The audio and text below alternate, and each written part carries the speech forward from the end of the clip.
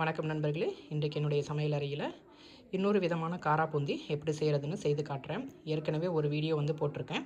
அதுக்கும் இதுக்கும் கொஞ்சம் சேஞ்சஸ் இருக்கும் ரேஷியோவில். அவ்வளோதான், நீங்களும் செய்து பாருங்கள். காரா பூந்தி பண்ணுறதுக்கு கடலை மாவு அது 2.5 கப்பு எடுத்திருக்கேன். வெயிட் பார்த்திங்கன்னா ஒரு 373 கிராம் வருது. அது கூட அரிசி மாவு ஒரு 50 கிராம், அது 1/4 கப்பு எடுத்துருக்கிறேன்.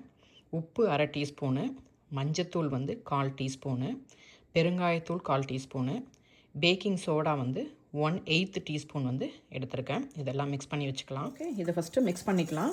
மிக்ஸ் பண்ணிவிட்டு வாட்டர் 2 கப்பு தேவைப்படும். ஆனால் 2 கப்பையும் உடனே சேர்த்துறாதீங்க. ஒரு 1.5 கப்பு சேர்த்துட்டு மிக்ஸ் பண்ணி பார்த்துட்டு நம்ம அதுக்கு பிறகு இது பண்ணிக்கலாம்.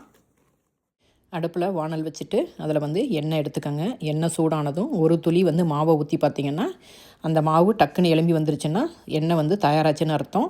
இப்போ பூந்தி கரண்டியை வச்சு நம்ம பூந்தியை போடலாம்.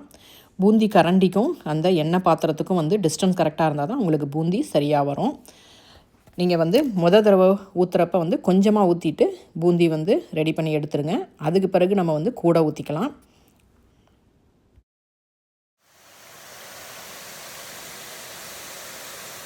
திரும்ப நீங்கள் கரண்டியை பின்னாடி முன்னாடி நல்லா வலிச்சு விட்டுருங்க. அப்போ தான் நெக்ஸ்ட் டைம் நம்ம பூந்தி மாவு ஊற்றுறப்ப அழகாக மணிமணியாக விழுகும். அப்படி இல்லைன்னா மாவு இதில் கரண்டிலே இருந்ததுன்னா நீளமாக விழுந்துடும்.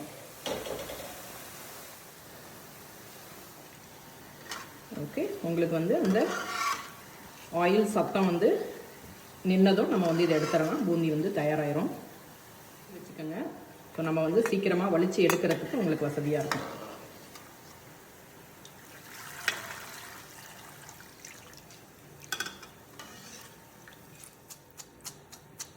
உடனே ஒரு பேப்பர் டவல் ஒரு பவுலில் வச்சுட்டு அதை நம்ம ட்ரான்ஸ்ஃபர் பண்ணிடலாம். அதில் நம்ம சுட சுட எடுத்ததுமே மிளகாத்தூளும் உப்பு நம்ம கொஞ்சமாக தான் சேர்த்துருக்கோம் மாவில்.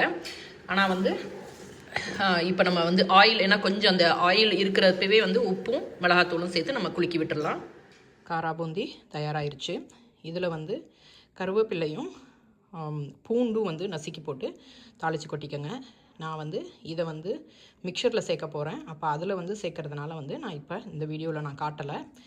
உங்களுக்கு சுவையான காரா பூந்தி தயாராகிருக்கு. இந்த ரெசிபி உங்களுக்கு பிடிச்சிருந்ததுன்னா லைக் பண்ணுங்கள், ஷேர் பண்ணுங்கள், சப்ஸ்கிரைப் பண்ணுங்கள்.